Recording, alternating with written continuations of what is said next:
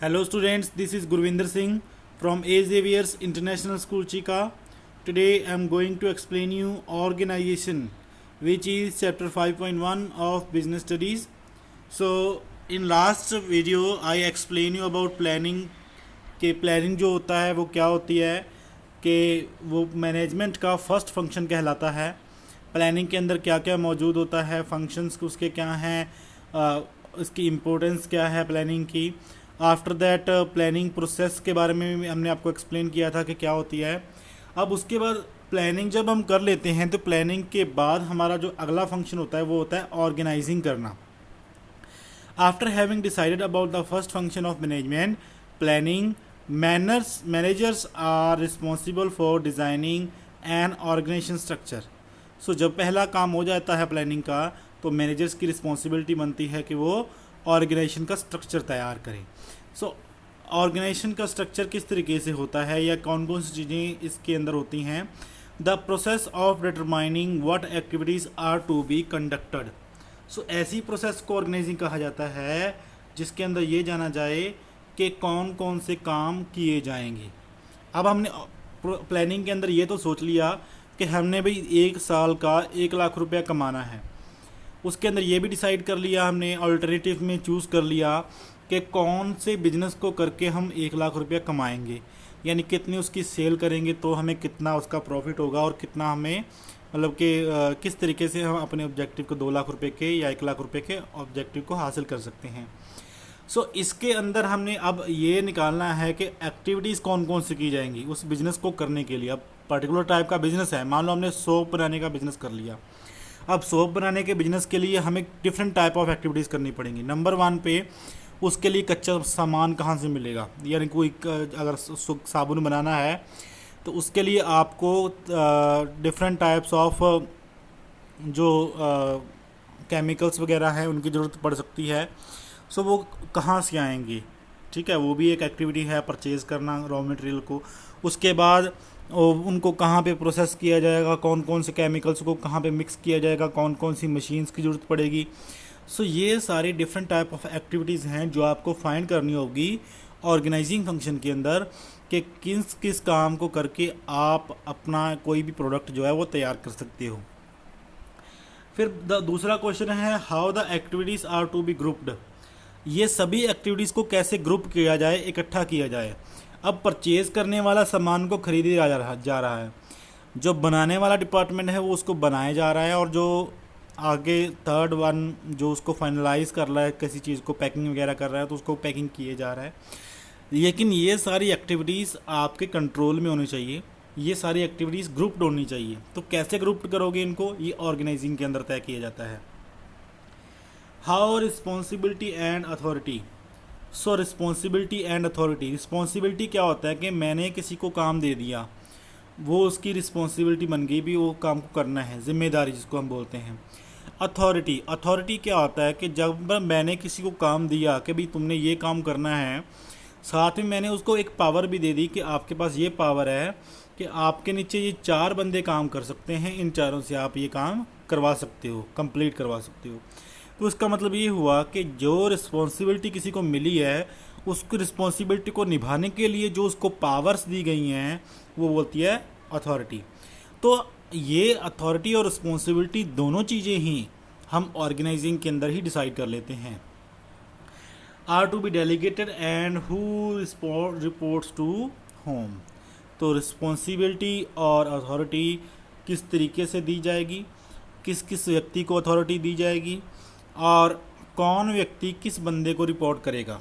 यानी कि अगर मान लो कि 4 एम्प्लॉयज़ हैं और 4 एम्प्लॉयज़ के ऊपर एक मैनेजर है, तो इसका मतलब वो हो गया ABCDE के नाम के जो 4 बंदे हैं, 4 एम्प्लॉयज़ हैं, वो एक मैनेजर को रिपोर्ट करेंगे, बताएंगे कि वो कब आ रहे हैं, कब जा रहे हैं, कितना काम कर रहे हैं। दूसरा जो मैनेजर है उसके नीचे जो EFGHI नाम के जो बंदे हैं वो आगे रिपोर्ट कर रहे हैं। सो इस तरीके से ऑर्गेनाइजिंग के अंदर ये सब कुछ डिसाइड कर लिया जाता है कि कौन कौन से काम किए जाने हैं, सभी एक्टिविटीज़ को, सभी कामों को कैसे ग्रुप किया जाना है, किस बंदे को कितनी अथॉरिटी देनी है, कितनी रिस्पॉन्सिबिलिटी देनी है, और कौन कौन व्यक्ति किस किस व्यक्ति को रिपोर्ट करेंगे, किस व्यक्ति के नीचे काम करेंगे। सो नेक्स्ट इसकी डेफिनेशन जान लेते हैं। हैने क्या कहते हैं? Organisation is harmonious adjustment of specialised parts. कि जो ऑर्गेनाइजेशन है वो किसी भी ऑर्गेनाइजेशन की, किसी भी जो बिज़नेस है उसकी जितने भी स्पेशलाइज्ड पार्ट्स हैं, जैसे मैंने आपको बताया कि एक परचेजिंग करने का काम कर रहा है, दूसरा चीज़ों को बनाने का काम कर रहा है ग्रुप, और तीसरा ग्रुप जो है वो उनको पैकिंग करने का काम, या आगे चौथा ग्रुप आगे सेल करने का काम कर रहा है। तो ये जितने भी स्पेशलाइज्ड पार्ट्स हैं इनके बीच में हारमोनियस एडजस्टमेंट बिठाने का काम करता है, यानी हारमोनियस का मतलब होता है तालमेल बिठाने का काम करता है। For the accomplishment of some common parts, some common purpose और पर्पजेज़। सो ये सब क्यों किया जाता है? ये harmonious adjustment of different parts में क्यों बिठाई जाती है? जहाँ पे ऑब्जेक्टिव एक है, जहाँ पे हम लेकर के चले हैं कि साल के अंदर हमने इतनी चीज़ें बेचनी है, उसके लिए चाहे जितने भी पार्ट्स काम कर रहे हैं, जितने भी ग्रुप काम कर रहे हैं, वो सारे हारमोनियस तालमेल के साथ काम करें। तो ये ऑर्गेनाइजेशन डिसाइड करती है, तय करती है।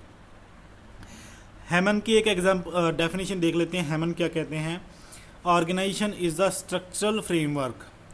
Organisation is the structural framework within which various efforts are coordinated and related to each other.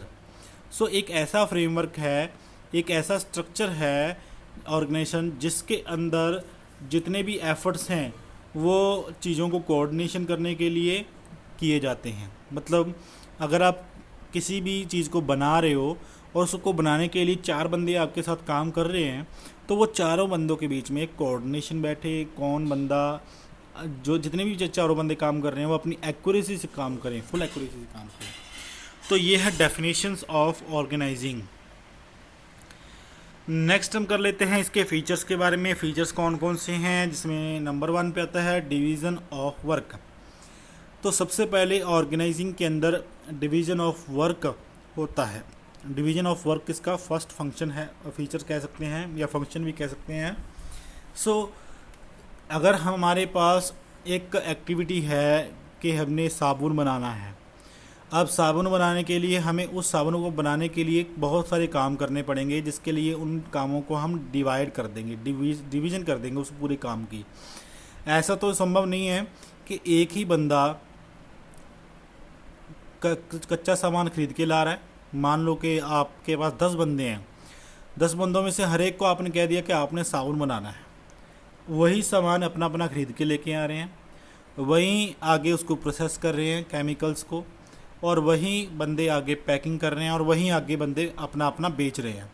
मतलब मेरे कहने का ये है कि एक ही बंदा एक पूरी एक्टिविटी को करे, उससे अच्छा है कि उस काम को आप डिवाइड कर दो। कि भाई 10 बंदे हैं तो उसमें से 3 बंदे सामान को ख़रीद करके लाएंगे, 4 बंदे उसको बनाने का काम करेंगे, 2 बंदे आगे पैकिंग करने का काम करेंगे, और लास्ट वाला 1 बंदा उसको सेल करने का काम करेगा।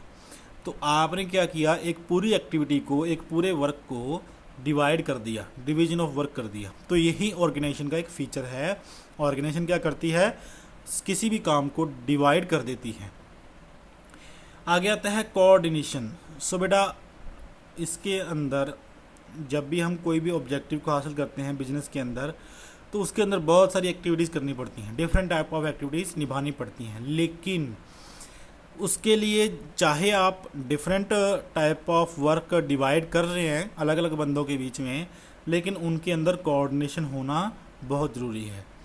अगर मान लो कि जो 3 बंदे आपने लगाए थे सामान को ख़रीदने के लिए, वो बहुत ज़्यादा एक्यूरेट हैं, मतलब बहुत अच्छे से काम कर रहे हैं, और मतलब वो अपना 100% दे रहे हैं। उसके बाद जो प्रोसेस करने वाले बंदे हैं वो उस पूरे मटेरियल को प्रोसेस नहीं कर पा रहे हैं। मतलब कि जितना सामान ख़रीदा जा रहा है वो सारे का सारा साबुन नहीं तैयार कर रहे टाइमली। जो परचेज़ करने वाले हैं वो ज़्यादा टाइम फ्री बैठे रहते हैं, और उसके बाद जो सेल करने वाले हैं उनको क्या लगता है कि भाई हमारे पास और भी मटेरियल ज़्यादा होना चाहिए। तो यहाँ पे कोऑर्डिनेशन की कमी के कारण कुछ बंदे आपके फ्री बैठे रह रहे हैं, क्योंकि एक तरफ वो सामान जल्दी से खरीद रहे हैं और बेचने वाले जल्दी से बेच रहे हैं, लेकिन प्रोसेसिंग का पार्ट आपका स्लो चल रहा है। सो ऐसे में आपको एक कोऑर्डिनेशन बिठाना पड़ेगा जिसमें सारी एक्टिविटीज़ एक साथ होती रहें।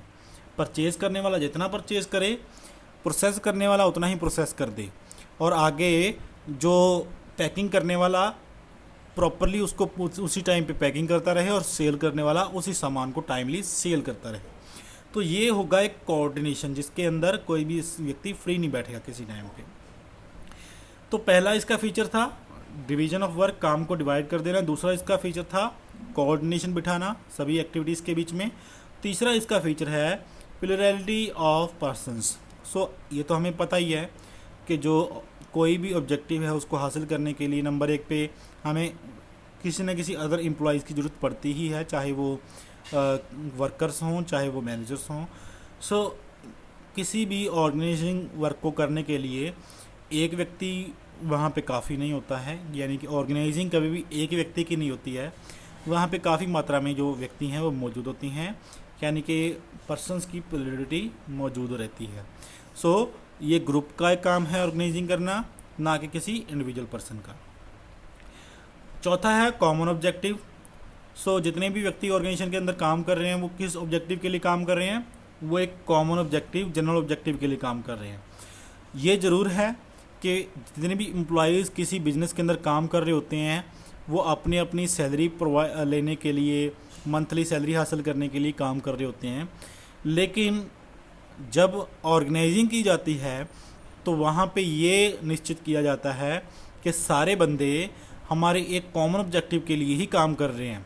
बाकायदा उनको सैलरी तो मिलेगी ही मिलेगी, लेकिन साथ में उनको ये इंस्ट्रक्शंस भी दी जाती हैं कि हमने जो है 1 साल के अंदर इतनी गुड्स को बना करके बेचना है। तो वो सारे के सारे उसी ऑब्जेक्टिव के लिए ही काम कर रहे होते हैं, यानी कि चाहे उनके पर्सनल ऑब्जेक्टिव होते हुए भी वो कॉमन ऑब्जेक्टिव के लिए यानी कि जनरल ऑब्जेक्टिव के लिए काम करते हैं। 5th है organisation is a machine of management. अब मशीन तो आपको पता ही है मशीन क्या होती है, जिसके अंदर काफ़ी सारे पुर्जे काम कर रहे होते हैं, पार्ट्स काम कर रहे होते हैं।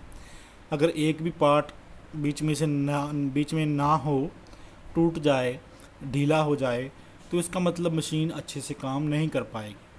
तो ऑर्गेनाइजिंग भी क्या है, ऑर्गेनाइजेशन भी एक मशीन की तरह होती है जो मैनेजमेंट के लिए काम कर रही होती है। इसके अंदर भी अगर सारे बंदे एक्यूरेटली काम कर रहे हैं लेकिन 1 या 2 अच्छे से काम नहीं कर रहे हैं, तो इसका मतलब they need to be replace, उनको रिप्लेस कर देना चाहिए। यानी कि वो सारी ऑर्गेनाइजिंग मशीनरी को क्या कर सकते हैं, ख़राब कर सकते हैं या फिर उसको काम करना बंद करवा सकते हैं। सो ऑर्गेनाइजिंग भी एक मशीन की तरह है जिसके अंदर सारे बंदे एक कोऑर्डिनेशन के साथ एक साथ काम करते रहने चाहिए।